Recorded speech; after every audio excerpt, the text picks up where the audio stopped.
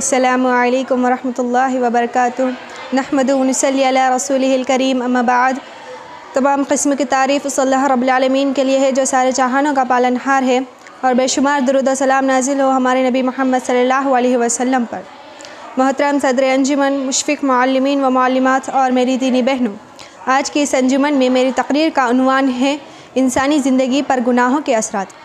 अल्लाह ताला ने बंदों को अपनी इबादत के लिए पैदा किया है।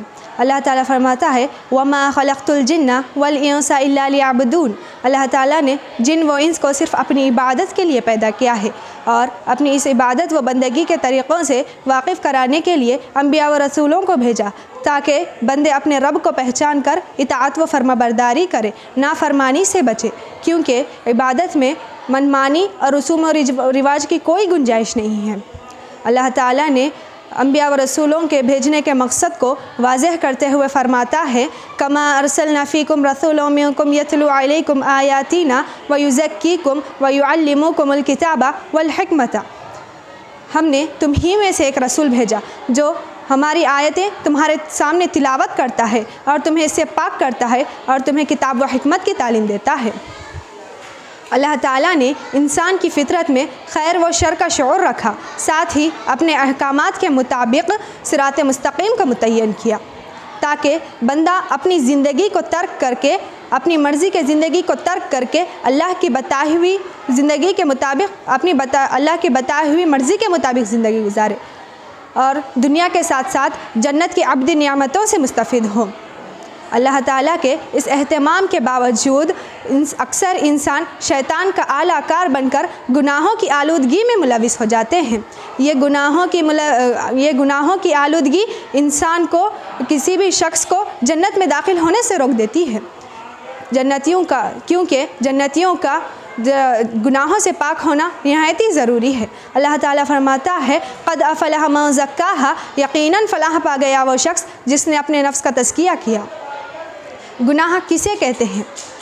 हर वो कौल व अमल जो अल्लाह की नाफरमानी में किया जाए वो गुनाह है। ये गुनाह इंसानी ज़िंदगी को बर्बाद कर देती है। गुनाह हर इंसान से सरज़द होती है, सिवाय अम्बिया व रसूलों के और जिन्हें अल्लाह महफूज रखे। बेहतरीन इंसान तो वो है जो गुनाह करने के बाद अपनी दिल में शर्मिंदगी पैदा करे। गुनाहों की तौफ़ीक़ ना मिलना वो इंसान मुर्दे के मानिंद है, जैसा कि अल्लाह के रसूल सल्लल्लाहु अलैहि वसल्लम ने फरमाया आदम की तमाम औलाद ख़ताकार है, उनमें से बेहतरीन ख़ताकार वो है जो तौबा कबूल करने वाला हो। अब सवाल ये पैदा होता है कि इंसान गुनाह क्यों करता है? इंसान कभी शैतान की जाल में फंसकर गुनाह करता है, तो कभी अल्लाह की याद व हिसाब व किताब के दिन से गाफिल हो जाता है, तो कभी अज़ाब क़ब्र व अज़ाब जहन्नम की फ़िक्र ना होने और मौत की फ़िक्र ख़त्म हो जाने से गुनाह करता है, तो कभी फ़ुज़ूल रस्म व रिवाज और बुरी सोहबत और हर चीज़ ख़त्म हो जाने की वजह से गुनाह करता है। ये गुनाह इंसान को नेकियों से दूर और बुराइयों का शौकीन बना देता है। इंसानी माशरे पर गुनाहों के असरात और नुक़सानात बहुत ज़्यादा हैं। उनमें से चंद ये है। नंबर 1, दिल का सियाह हो जाना। रसूल सल्लल्लाहु अलैहि वसल्लम ने फरमाया मोमिन बंदा जब गुनाह करता है तो उसके दिल में एक सियाह नुक्ता पड़ जाता है, और अगर वो तौबा कर लेता है और उस गुनाह को छोड़कर माफ़ी मांग लेता है तो उसका दिल धो दिया जाता है, और अगर वो गुनाह पर गुनाह करता जाता है तो वो सियाही और बढ़ती चली जाती है, यहाँ तक कि पूरे दिल पर छा जाती है। नंबर 2, इल्म से महरूमी। इल्म अल्लाह का नूर है, उसका दिया हुआ उजाला है। मासियत उस नूर को बुझा देती है।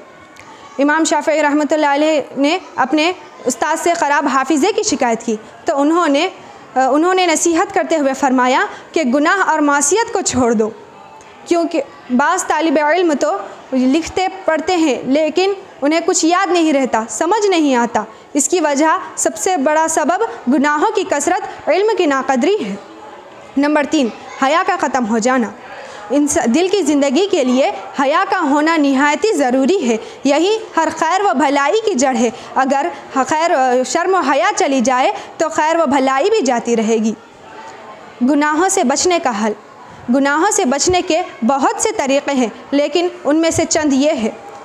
ईमान, अहले ईमान की सोहबत, अल्लाह का ज़िक्र, अल्लाह का डर, और माल की मोहब्बत से दूर रहना, दुनिया को आर्जी समझना, इन्फाक फ़ी सबीलिल्लाह, तौबा व इस्तिग़फ़ार, बुरी जगहों से दूर रहना, सोबत सालेह और कसरत से रोज़ा रखना वगैरह।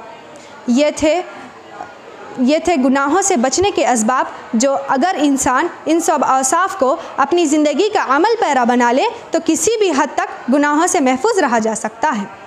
आखिर में दुआ है कि अल्लाह ताला हमें हर गुनाहों से महफूज रखे और उन नुकसानात से बचाए। आमीन। अस्सलामु अलैकुम व रहमतुल्लाहि व बरकातुहू।